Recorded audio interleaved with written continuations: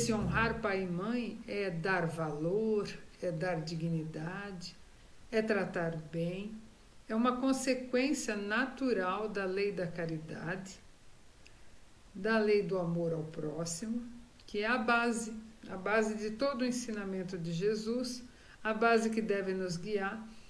É aí que está o grande pilar da doutrina espírita, a caridade e o amor ao próximo, e é nesses dois grandes, sustentáculos que está todo o ensinamento de Jesus. Se nós buscássemos resumir no que Jesus espera de nós, no que se baseia todo o seu evangelho, é nisso, na caridade e no amor ao próximo. Imagina pensar então no significado de honrar pai e mãe, que são aqueles que nos deram a vida. Então, quando se fala eu não pedi para nascer, é a coisa mais inocente, mais pueril e, com perdão das palavras, mais ignorante que alguém pode dizer. Porque nós pedimos, nós imploramos, e é dito em vários e vários lugares da escrita da doutrina espírita, que existe uma percentagem mínima de espíritos encarnados em comparação aos desencarnados que aguardam essa oportunidade. Então, se aqui estamos, devemos honrá-la, honrar a nossa vida, honrar a Deus por nos ter dado essa chance de evolução, porque no mundo espiritual nós aprendemos, discutimos as questões, conversamos, praticamos tudo aquilo que imaginamos e nos comprometemos a cumprir durante a nossa vida corporal. Aqui sim é o palco para que nós estejamos praticando e estejamos sujeitos a todas as dificuldades, porque ao encarnarmos tem um véu que cobre toda a nossa lembrança e que então nos faz agir realmente como no íntimo nós estamos prontos para agir. E ainda mais com o nosso livre-arbítrio. Então é aqui que nós nos revelamos. E qual gratidão devemos ter àqueles que nos proporcionaram estar aqui, que são os nossos pais.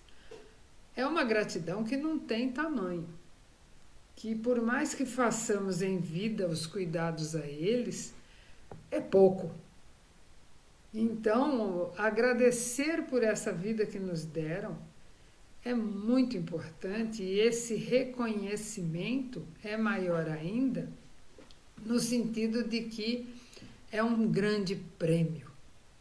E muitas vezes esse prêmio depois eles nos permitem a vida, nascemos, e eles teriam a opção do aborto, que sabemos não ser o correto e o adequado a ninguém que se diz cristão, mas existe, está aí no nosso mundo e pronto, Discutamos isso em outro momento.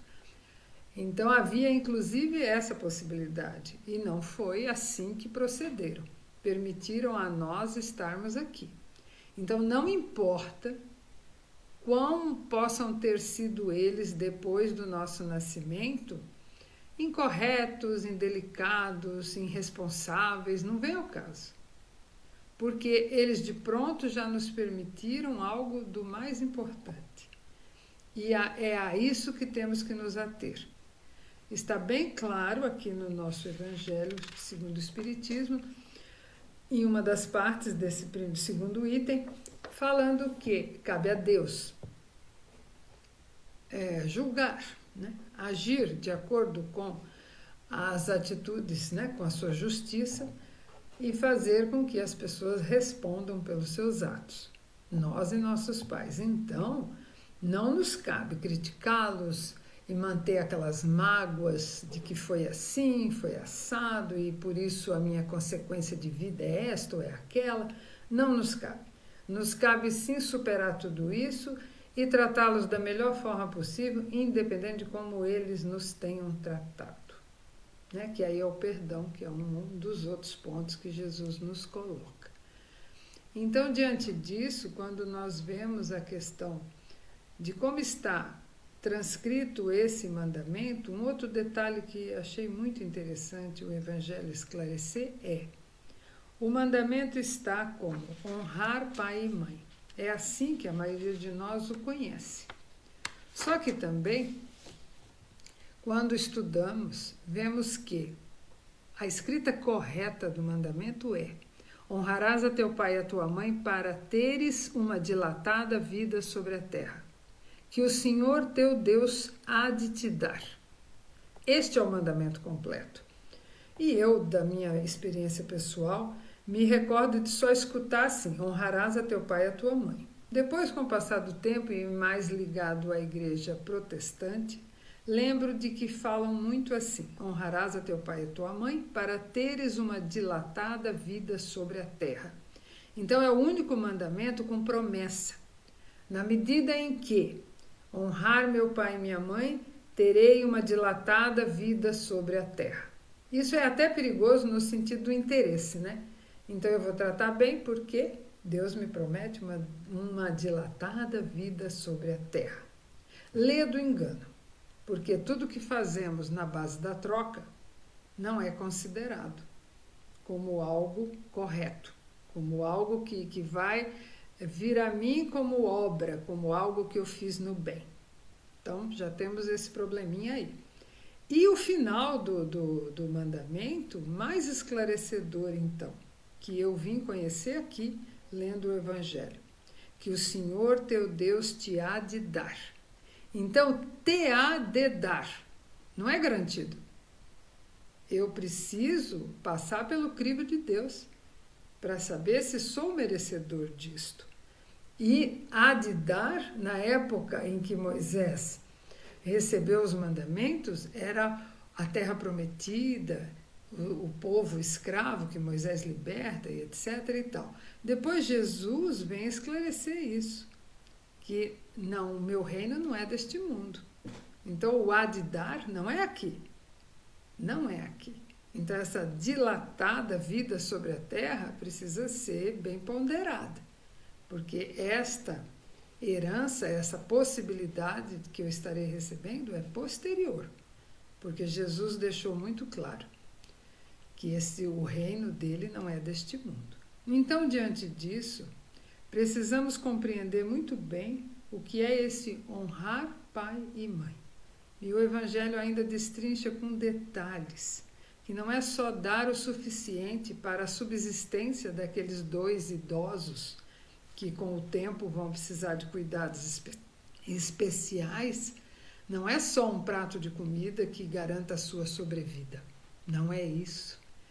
Não é muitos casos como há, e está escrito no Evangelho, viu? Está aqui, que muitos pais e mães ainda são obrigados a fazer serviços domésticos, viver a nos servir, como se fosse isso uma forma de pagamento do que recebem, do pouco que recebem.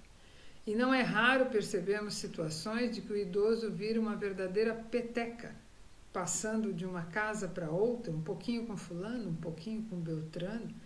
Ele precisa ter respeito, ter um espaço de vida próprio.